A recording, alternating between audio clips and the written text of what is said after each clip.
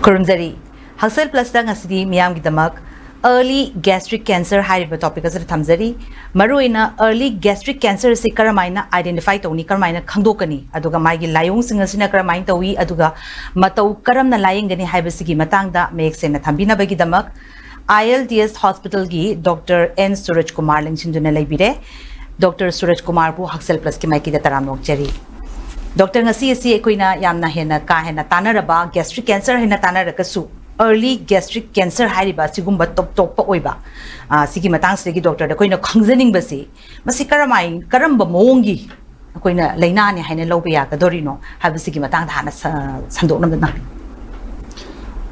Manipur haiba lamsi koigi cancer si masing suna leiba adugumba jaga amani hoi koigi sakchu khenaba mainland India ga aduga chaba thakpasi su yam khenabani na aikoi si chakhaw amasung chakhaw gi maril gi cancer se di yamna toina thengnaba adugumba laina amani asumaina khoi gi chakhaw gi cancer se su aduma masing yamne thengni hoi India gi overall yengmatamda akoi Manipur si adum hairiba chakhaw gi cancer si anumak wangna leiba adu makhal gi jaga amani adu cancer ek panbaga miyamna khalisi aikoi gi chakhaw da cancer leiraba operation tawda yadraba chakhaw phullaba aduga aikoi gi heta chemotherapy changgadoba cancer ni hina ta khalle adu ngasi gi sidi yamna top topa makhal gi aikoi gi discussion ni haitare Sakhaw gi cancer si yam na ngallinge de khangagadi haibadi early gastric cancer oijaraga mara tadriba adugumba makhal gi chakhaw gi cancer aduga hairiba chakhaw gi cancer si chemotherapy yaudabida operation yaudabida subnatagi endoscopy kuthangda diagnosis tawba amasung complete cure treatment tawya ba yamna koigi marata driba adugumba makalgi gastric cancer duni koi ngasi discuss tawduris okay aibdi marata dngai matamda yamna nganna adu khangba ngamba adusu karam kana diagnose karamaina diagnose ni haiba matamda endoscopy ki khutang de tawraka tawgani habi adubu doctor swai siride kitang koina confusion leigada ba haitare general public ki oina stomach cancer haiba masu leibani na masigi sida difference leibra natraga ani se karamaina thambi bi aina han haijabado animak se cancer de cancer ngaptani tawbudabu yamna hairiba musigi aina haijabado advanced gastric cancer haibadi sidadi already yamna marata sallaba haidi operation tawda yadraba chakhaw lauthok da diya daba amasung lauthok matung da bokta koigi chemotherapy ka kap darkar leba makhalgi koigi hairiba gastric cancer sine adu moi se yamna stage 2 3 4 hai aduga hojiki aina haijariba early gastric cancer hairi sidi yamna magi chakhaw gi yamna matakta leiba superficially leiba aduga marata ju makhalgi koigi chakhaw gi cancer ni aduga masigi ani se khenaba hairagadi ayam matamda hojiki hairiba early gastric cancer si moi di symptom legande okay aikoina moi se screen toru matamda ai screening criteria kon hajarake screen toru matamda aikoina chingnaba leibadagi aikoina ma si kupthana yenga matungda aikoina diagnose toba anaba sindo ayam moigalle aduga yam advance singdi aikoina ma si already chakhaw go ji phundana sak saba yadraba sang powder ba igis handadana laaba cha heksa sara gete oba adugum makhalgi advanced gastric cancer duni somdan habil okay azu doctor na panbiri ba se masi kya symptom legandi haiba silent oigali haibegi pot ma thambiri sa doctor na hoje haibi gibda magi symptoms kharadi bibi gre silent oibani na sigumba koi oba gumba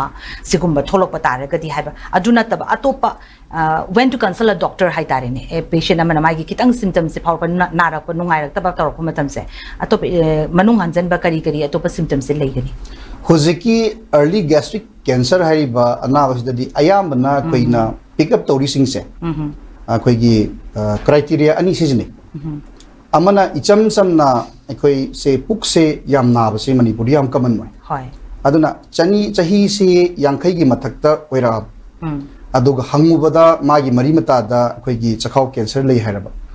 ꯅꯠꯇ꯭ꯔꯒꯅ ꯃꯃꯥꯡꯗ ꯍꯥꯟꯅ ꯑꯩꯈꯣꯏꯒꯤ ꯍꯦꯂꯤꯀꯣꯕꯦꯛꯇꯔ ꯄꯥꯏꯂꯔꯤꯅ ꯕꯦꯛꯇꯦꯔꯤꯌꯥꯁ infection ꯂꯩꯒꯤ ꯅꯠꯇ꯭ꯔ ꯍꯤꯗꯥꯛ ꯆꯥꯒꯤꯅ ꯈꯪꯕ ꯃꯤꯁꯦ ꯃꯁꯥ ꯅꯣꯏꯕ ꯆꯨꯔꯨꯞ ꯊꯛꯄ ꯑꯗꯨꯒꯨꯝꯕ ꯁꯤꯒꯤ ꯀ꯭ꯔꯥꯏꯇꯦꯔꯤꯌꯥ ꯈꯔꯁꯤꯗꯗꯤ ꯃꯈꯣꯏꯁꯦ ꯑꯩꯈꯣꯏꯅ ꯑꯇꯣꯞꯄ ꯆꯈꯥꯎ ꯅꯥꯕꯒꯤ ꯌꯦꯡꯉꯒꯁꯨ ꯑꯩꯈꯣꯏꯅ ꯃꯣꯏꯁꯤ ꯆꯈꯥꯎꯒꯤ ꯃꯅꯨꯡꯗ ꯀꯦꯟꯁꯔ ꯌꯥꯎꯕ꯭ꯔꯥ ꯌꯥꯎꯗꯕ꯭ꯔꯥ ꯍꯥꯏꯅ ꯑꯩꯈꯣꯏꯅ ꯃꯥꯁꯦ ꯁ꯭ꯀ꯭ꯔꯤꯟ ꯇꯧꯔꯝꯃꯦꯕ ꯑꯗꯨꯒ ꯑꯗꯨ ꯅꯠꯇꯕꯗꯅ ꯑꯩꯈꯣꯏꯒꯤ ꯏꯆꯝ ꯆꯝꯅ ꯑꯩꯈꯣꯏꯒꯤ ꯄꯦꯁꯦꯟꯁꯦ ꯃꯕꯨꯛ ꯅꯥꯏ ꯈꯣꯠꯂꯤ ꯍꯥꯏꯔꯒ ꯌꯦꯡꯉꯨꯕꯗꯒꯤ ꯍꯦꯟꯅ ꯀꯨꯞꯊꯅ ꯌꯦꯡꯀꯥꯟꯗ ꯈꯪꯉꯛꯑꯒ ꯑꯩꯈꯣꯏꯅ ꯗꯥꯏꯒꯅꯣꯁ ꯇꯧꯕ ꯑꯃ ꯑꯗꯨꯅ ꯑꯌꯥꯝꯕꯅ ꯑꯩꯈꯣꯏꯅ ꯑꯇꯣꯞꯄ ꯆꯈꯥꯎꯒꯤ ꯑꯅꯥꯕꯒ ꯃꯔꯤ ꯂꯩꯅꯅ ꯌꯦꯡꯕ ꯃꯇꯝꯗ ꯍꯧꯖꯤꯛꯀꯤ ꯍꯥꯏꯔꯤꯕ ꯑꯔꯂꯤ ꯒꯦꯁꯇ꯭रिꯛ ꯀꯦꯟꯁꯔ ꯐꯥꯕ ꯅꯠꯇ꯭ꯔꯒꯅ ꯀꯅꯥꯒꯨꯝꯕ ꯑꯃ ꯍꯥꯏꯔꯤꯕ ꯃꯥꯒꯤ ꯔꯤꯛꯁ ꯐꯦꯛꯇꯔꯁ ꯃꯌꯥꯝ ꯂꯩ ꯄꯦꯁꯦꯟꯁꯦ ꯌꯥꯝꯅ ꯑꯩꯈꯣꯏꯒꯤ ꯃꯔꯤ ꯃꯇꯥꯗ ꯆꯈꯥꯎ ꯀꯦꯟꯁꯔ ꯂꯩ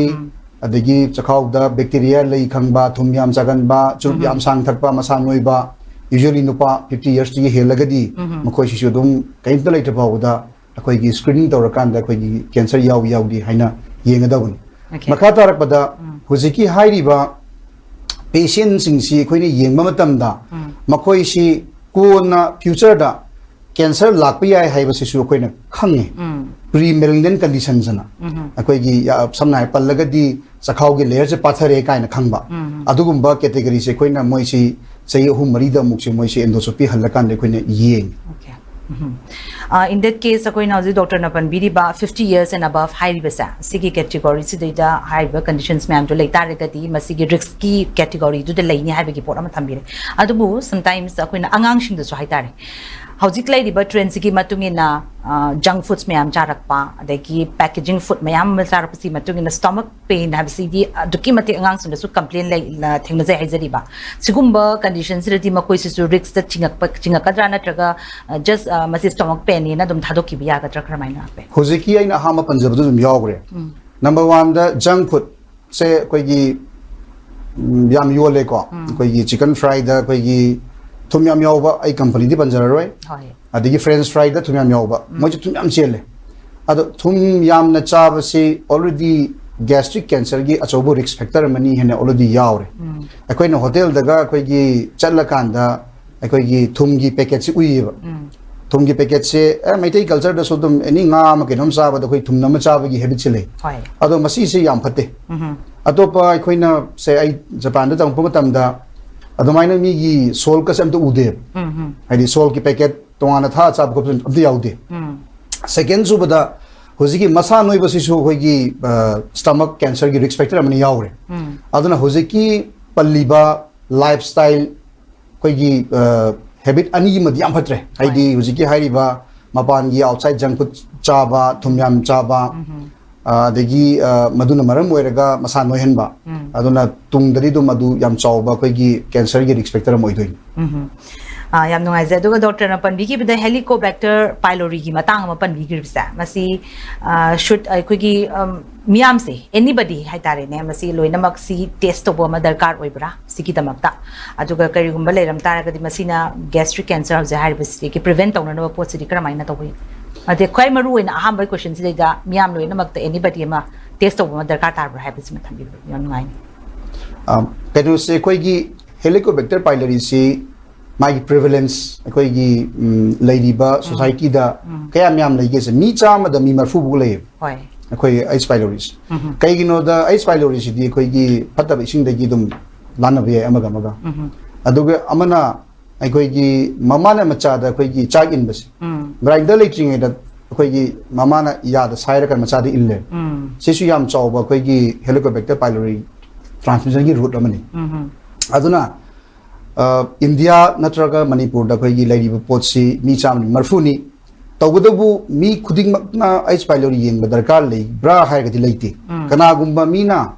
mabukta naraba mabukta gastritis kumba leiba ulcer gumba leira gadi aikoi no moisi check tawi tawdabu karamba mina tawdagi hai ga di akoi gi huzigi cancer gi risk factor leigo singse makoi da screening tarap matam da di mi khuding ma adumak huzigi hairiba H pylori gi pochi yaw yaw di ani yengani yam samna harabada overall population yengba darkar leite symptoms leiba chakhaw na ba midri yengba darkar lei kaino da H pylori sina ख्वाइदगी चखाव नाबगी मरमनी number 2 दा कनागुम्बा मा cancer की screen तौगी हाइतारदी एच पाइलोरी सिम्टम लेरसु लेटसु ऑलवेज चेक तौबनी ओके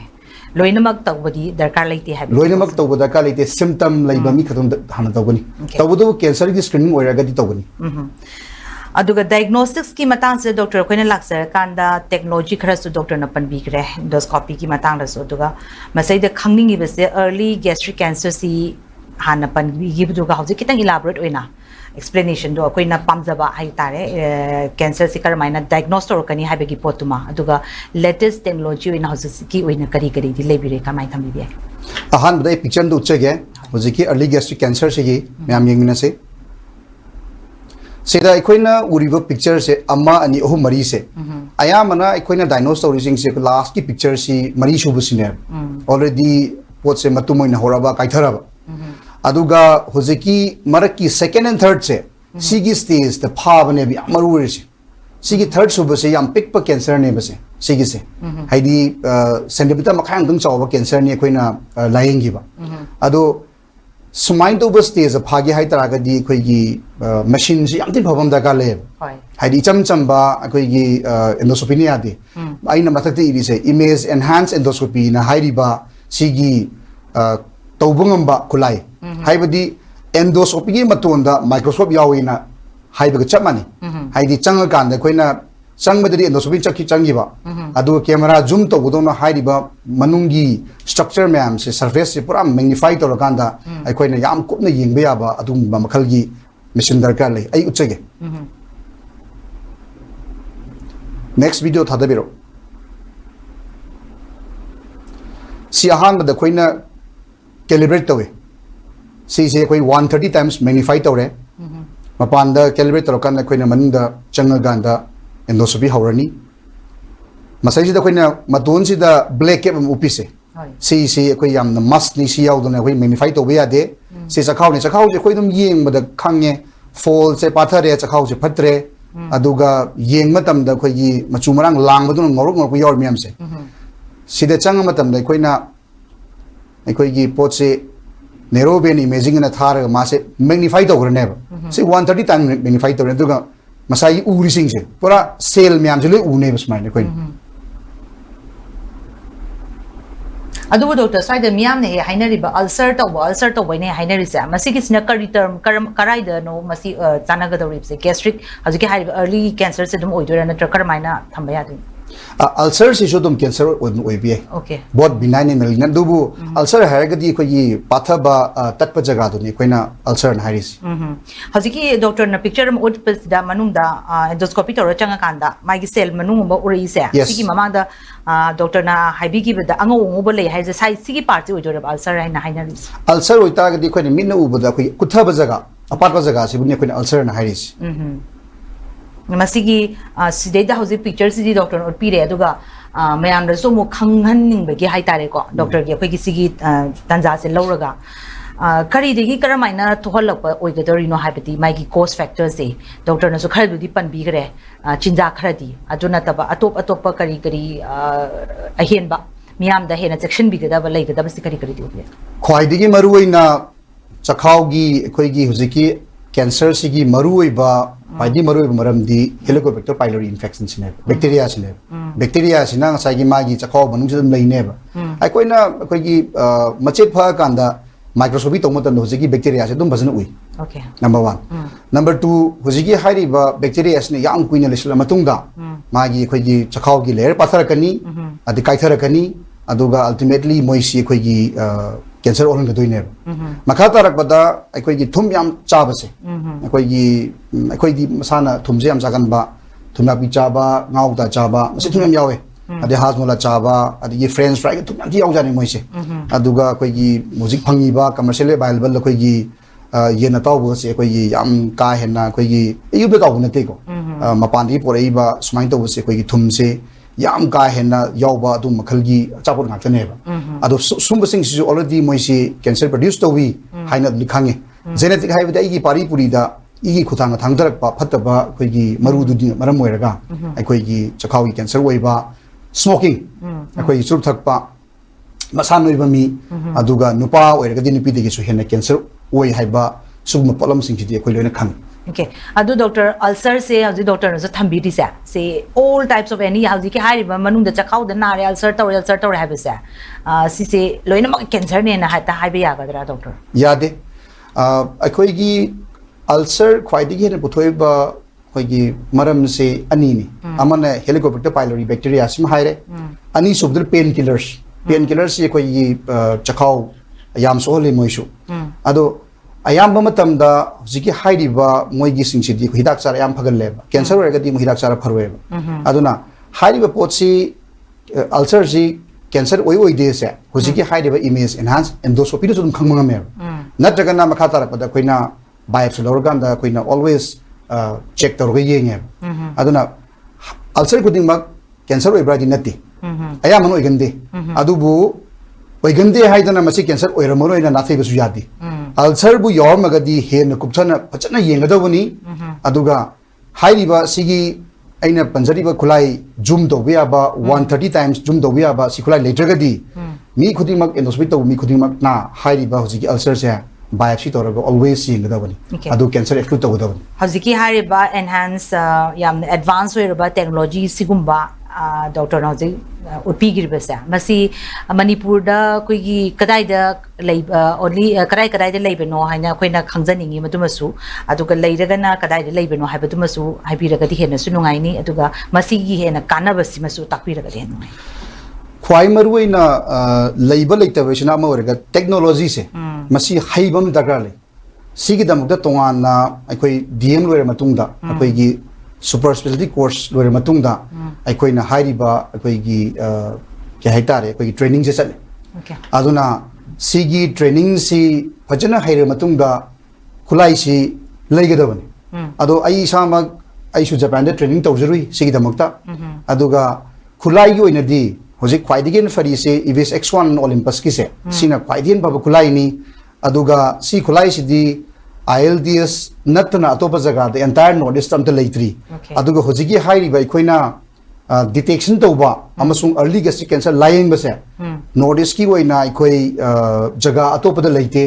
कलकत्ता दसु आई मानबम खक ले एपो केनोदा कोइगी नारायण दा इबानी खक्तंगाइरी होजिक एंटायर ईस्टर्न इंडिया द होजिकी हाइरिबा थर्ड स्पेस हाइबदी अर्ली गैस्ट्रिक कैंसर की अखोइगी लाइंग अमसुंग ऑपरेशन तौबस एंडोस्कोपी खुतांग ओके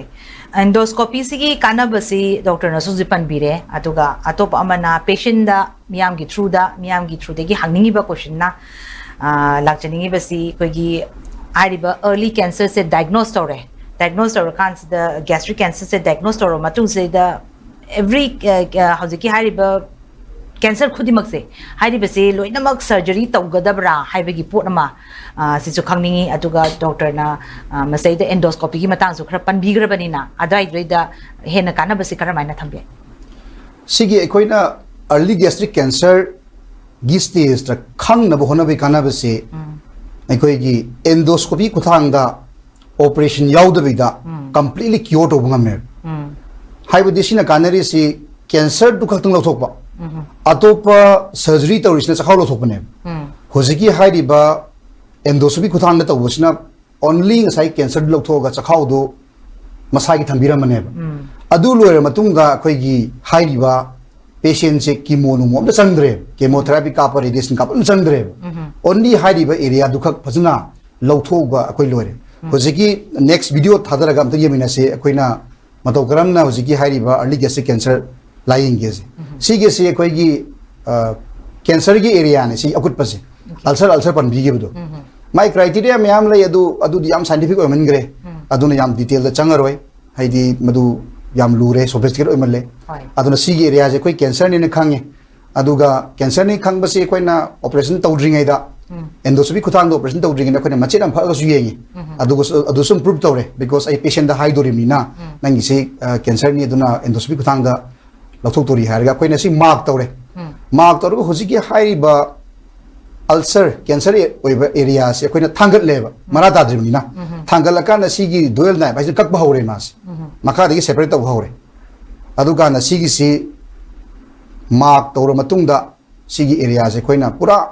लई चार फुक दोन प्लप फुइने बस सिगी एरिया से पूरा muscle दगी सेटलिने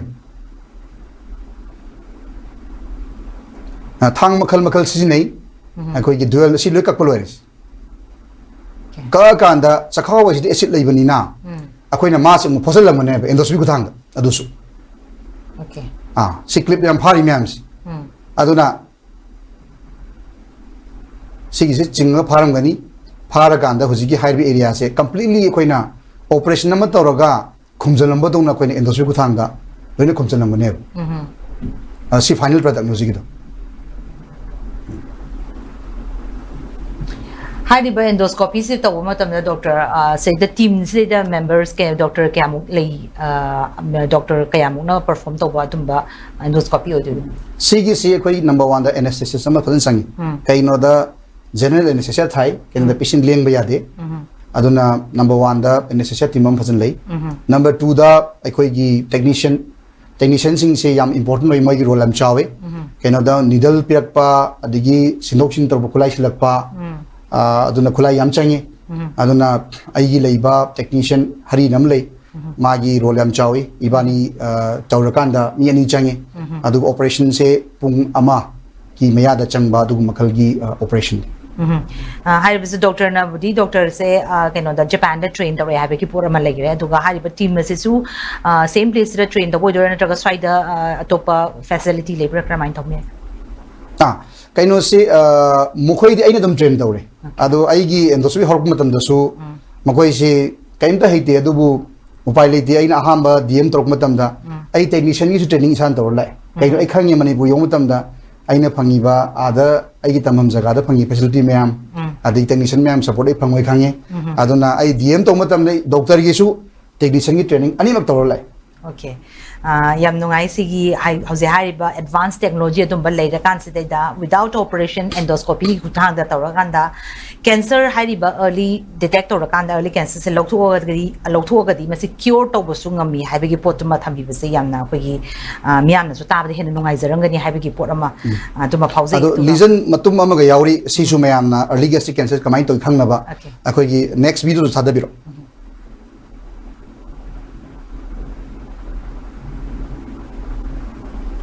sigi matum sisu early gastric cancer ni sisu ado koina ma si mark to gani my surrounding se kaino da loktok matam da plop loktok ya da bani na my surrounding hana mark to gani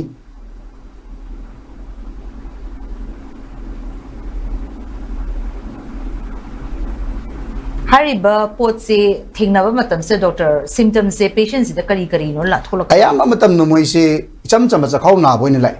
cancer gi oina specific symptom lakte ayu ji haijeri se asigi se adum thangat pa ya ne ma marata dream ni na marata dream ne ma koi gi hairiba mahi ji capsule la kan da ma si koina thangal la kan da kakthab si si mai hangdore se adu hangdoraga ma se muscle de set ka doine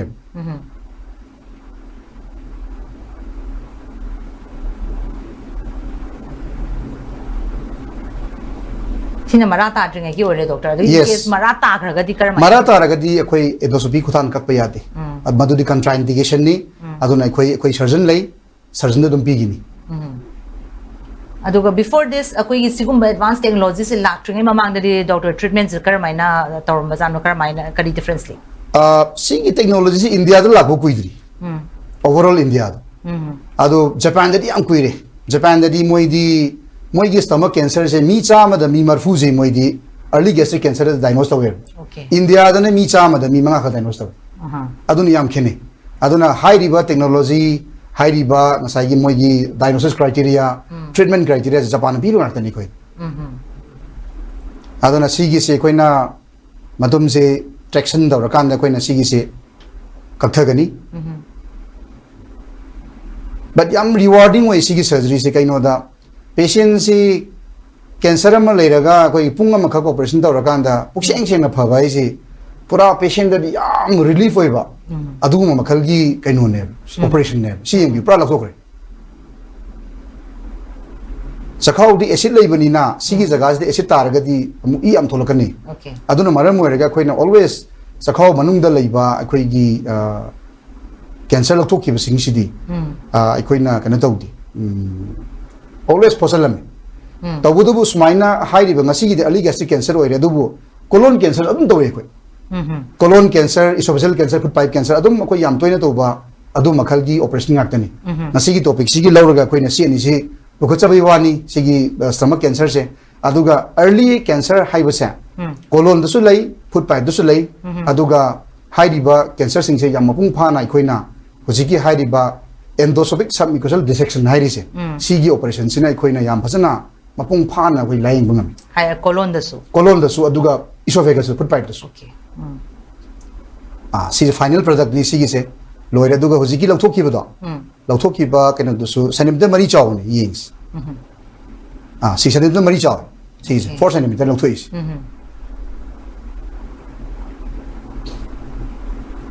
within that short span 1 hour manung da yam no so rewarding ba du gumba successful so raga du mathak ta patients isu muk ki cure oi handoi ne ba haiba early gastric cancer ki yamna du gumba khudong chaba sigisina ILDS ta piba du gumba makhalamani aduga doctor says da mung laning se hazik minimal invasive options tawraga endoscopy ki khudang da surgery doctor su yare haibe poram du thambire aduga treatment gi matung da di patient gi mai gi life se ati mai gi day to day living ai tare masi karamaina like legani hana gi normal dum oi kadra na traga mai gi recovery period ai tare ni masi karamaina thambe recovery period ti patient di operation loiba dum phare man okay one day ai se operation tor phare di patient di hek loiba dum hago chakrani man ene sai thola matunga aduga ma nongala kan ma himna bithani nini hum dum sob diet hairaga dum patient di pra fully koi gi as if endoscopy ama sang endoscopy m torbi ta dum tawni aduga haidi bed return oidana kotana tawba operation ama gum tawdu mindi yam ti khenar hospital stay gi adugumba thoidokna mathau ta hospital stay di koina section bagi oina koina 1-2 days mari tawi tawe adubu ayamana koi gi procedure si chu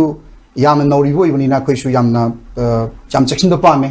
akoi tawudi me am tawre da ga so patient akoi gi di procedure amani patient gi di life ni aduna koi yam na patient gi ihun amasung impulse khanga ganda akoi yam phajana patient na fully confident ore matungda akoi 2 days matungda usually moi si koina chak chara kanda akoi moi je thadoksi okay early gastric cancer say 1 hour gi surgery da endoscopy gi kuthang da masi surgery tawdra su lok thok pa yare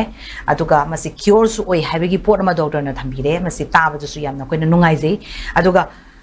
khangningi bedi masi recurrent oi rakadra habi gi pot ama cancer se amung chong khala kadra habi gi pot ama dumba gi nusha thiningai oi ba pot se leigadra na tra masi oi thok pa leibra kamai tawe lautho matungda akoina always magi horizontal margin vertical margin na magi akoi gi leiba surrounding da cancer yahob dabra makha da koina kathari du marata ba yaw dabra always yeng adu akoina ahan bada operation to ringe da sudum yam phasana atopa modalities me am yeng kan da dum khangye poche marata de adu biopsy da su marata dragati akoina poche cure ni hena lawi aduga highly ba patient sing ji already mukhoisi cancer leirebanina future dasu hojiki hairiba area du nataba atopa jaga da mase recurrence lakbagi possibility leibanina ahan bagi di koina 3 to 6 months ta ahan bagi endoscopy se recheck tawe aduga yenge number 1 number 2 aduga hairiba patient sing je every 1-2 years ta dum koina moise endoscopy torakanda atopa jaga da su cancer la ilakte haina dum moise monitor tawga thami makha tarak badana moigi diet se suppose patient se smoking gumba to bami oitagadi smoking khoin to hongani H pylori lembo itagadi H pylori ma hidak phajana koi charaga kyo to hongani aduga thumnung yam chaba mi masa noi mi itagadi khoina magi hairi bawjigi masa noi bagi chang handan ba diet restriction pi ba adum ba me am du khoina patient ji da khoina advice to bani doctor na habi se 1 or 2 days ki 1 or 2 years ki manung da di high follow up man se phajana tawra kanda kadai da mu chong khalak pa lei habi tu ki check se phajana tawbi ni habi adu bu mioi ba habi cancer se once ta gi ta ra di madu gi fear panic ama di dum lei bani na masida doctor ki site ki not only for check up na tabada masi encouragement zikar maina PBBM ko da hojiki encouragement hai se hojiki mainly ke no duni koi gi patient gi magi diet adigi magi habits aduga masai gi H pylori magadi phajana adugi eradicate tawre pungsing phare haibadu akoi confirm to won daga lei aduga mangon da koina kya haitare monitoring se adum hairi ba endoscopy monitoring se 1 2 year city even operation tor matin dani ko haidi kana gum ma akoi gi stomach cancer lai operation tori haita city dum koina patient sida akoi gi kya haitare endoscopy monitoring city dum check to gune adun aya mana endoscopy monitoring aduga second da H pylori bacteria gi eradication third magi lifestyle changes haidi smoking habits kuma thadokpa masan no hendana thamba exercise ko aduga sai gi mana masing oi wai da hena gi diet focus toba aduma pot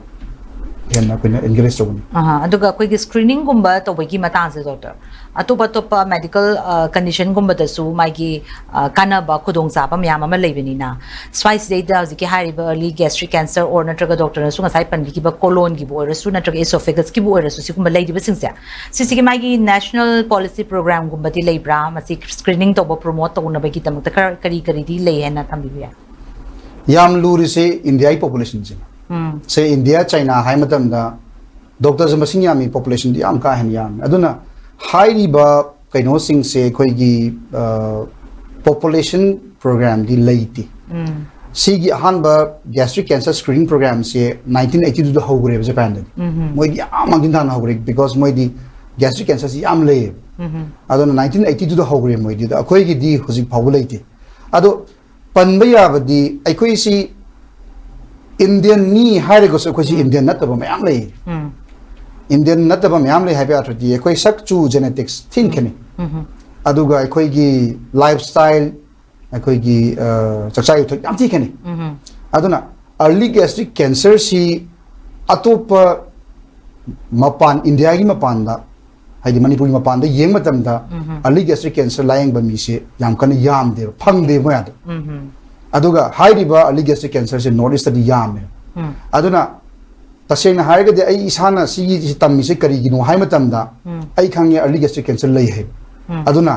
early gastric cancer lai banina ai tamuraga chatluraga ai laing ba phangni kana ni khang bagine aina tamuraga practice toba kanur jori kana de aduna ai koi gi Manipur gumba jaga in particular aduga north east ki jaga da di high riba koi early gastric cancer se phajana lai atopa jaga da di yam ka hen kana lai why haibase amuka hangjage doctor no pudi marak explanation dia ogre adu hena gyan ta na ba kai maram gi no koi choice de hena lai ni base habis matang masi kaino ne basically genetics haise japan masana ke do bagi amna koi gi gastric cancer lai no moi am su moi gi lifestyle am tine koi gi phaiye ado moi masan moi di mayang kangi ko adagi nga hing ba ba nguni yam phai ru ta ga su moi still koi gi gastric cancer yam le number 1 is genetics haidi koi gi lutong hai tare ni koi sare lutong siam kheni hai tar adu buni hai jeri su mainland india ga koi ge se genetically koi kheni moi gi masak tu ga koi masak si kheni yam genetically siam khenegre akoi na mongolid hai tare ko makha tar badana amo ero koi gi leiri ba helicobacter pylori bacteria si su koi da lei basina khara henna sathibo iram gadra haina khane makata na koi project tauna badi hoti honari adubu any Manipur da development project to wise always jam difficulty hoy because kaino da khoi lady irang sina haitare adum major setbacks they always lay adu maram ani hayo hairaga di number 1 da khoi gi lutong khenab number 2 da abusi hairiba khoi gi bacteria helicobacter pylori infection si yam rampantly leiba adu ai khoi si ke haitare masagi oina khoi gi thum su yam chagan ba category ni haina lomni aduga doctor atupa amana side misconception nama pukhachara kanda ulcer or natraga hoji ke hariba early gastric cancer se masi la haliba pot se kogi sai genetics ki khena ba masu leide habi ma takpi re Manipur gumba koi notice gumba su ye hena lei haina doctor no su detect to bi se spine to dana chinjak ta su doctor na sai pan bi ki bida salted oiba dumba natabida misconception ni aina pukhachara ise sigi matang sida kogi ngari gumba fermented fish gumba chaba aduga kari kogi yamna spicy ba morok asaba yam saba se sigumba sunu to lebe gi misconception na malai bisa masi lali o chumi se doctor na swaida kitang clarification pibira den no hojeki ngari chaba sebum chaba adigi hoija chaba na thoi hebdu di lal aduga spicy food saraga di kogi chakhau asokpada koi asokpada thum thak pagumani chakhau sokdu hena sole haibani aduga madumona koi gi hekta cancer ga di mari lina bra haibdu late ꯌꯥꯝ ꯅꯨꯡꯉꯥꯏꯖꯩ ꯁꯤꯒꯤ ꯃꯤꯁꯀꯣꯟꯁꯦꯞꯁꯟꯁꯨ ꯑꯩꯈꯣꯏꯒꯤ ꯚ꯭ꯌꯨꯋꯔꯁꯤꯡꯁꯤꯅ ꯇꯥꯔꯒꯗꯤ ꯍꯦꯟꯅꯁꯨ ꯒ꯭ꯌꯥꯟ ꯇꯥꯔꯝꯃꯅꯤ ꯍꯥꯏꯅ ꯑꯗꯨꯃ ꯂꯧꯖꯩ ꯑꯗꯨꯒ ꯑꯇꯣꯞꯄ ꯑꯃꯅ ꯗꯣꯛꯇꯔꯅ ꯄꯟꯕꯤꯕꯗ ILDS ꯁꯤꯒꯤ ꯐꯦꯁꯤꯂꯤꯇꯤꯁꯦ ꯌꯥꯝ ꯐꯖꯅ ꯂꯩ ꯑꯗꯨꯅ ꯄꯦꯁꯦꯟꯁꯤꯡꯁꯤꯅ ꯂꯥꯌꯦꯡꯕ ꯃꯇꯝꯁꯤꯗ ꯀ꯭ꯌꯣꯔ ꯇꯧꯕ ꯉꯝꯃꯤ ꯍꯥꯏꯕꯒꯤ ꯄꯣꯠ ꯑꯃ ꯂꯩꯕꯅꯤꯅ ILDS ꯀꯤ context ꯆꯪꯁꯤꯟꯖꯔꯀꯥꯟꯗ ꯍꯣꯁꯄꯤꯇꯥꯜꯁꯀꯤ context ꯆꯪꯁꯤꯟꯖꯔꯀꯥꯟꯗ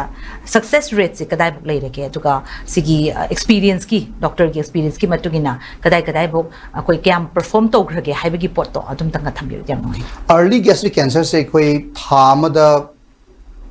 amadagi ani bok tawi ado case se koina diagnose tabusu hekta yamna laibu oide aduga case yam laknate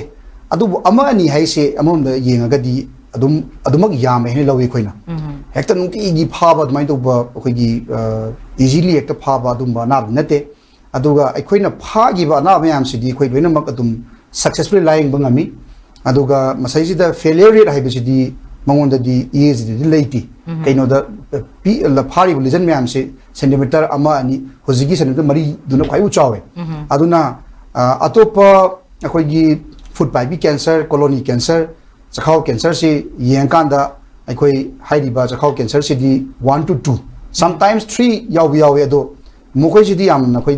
completely koina cure tawduna koi 100% akoi gi piramatungda ꯂꯣꯏꯅꯃꯛ ꯐꯒꯤ ꯄꯦꯁꯦꯟ ꯃꯌꯥꯝꯁꯤꯅꯤ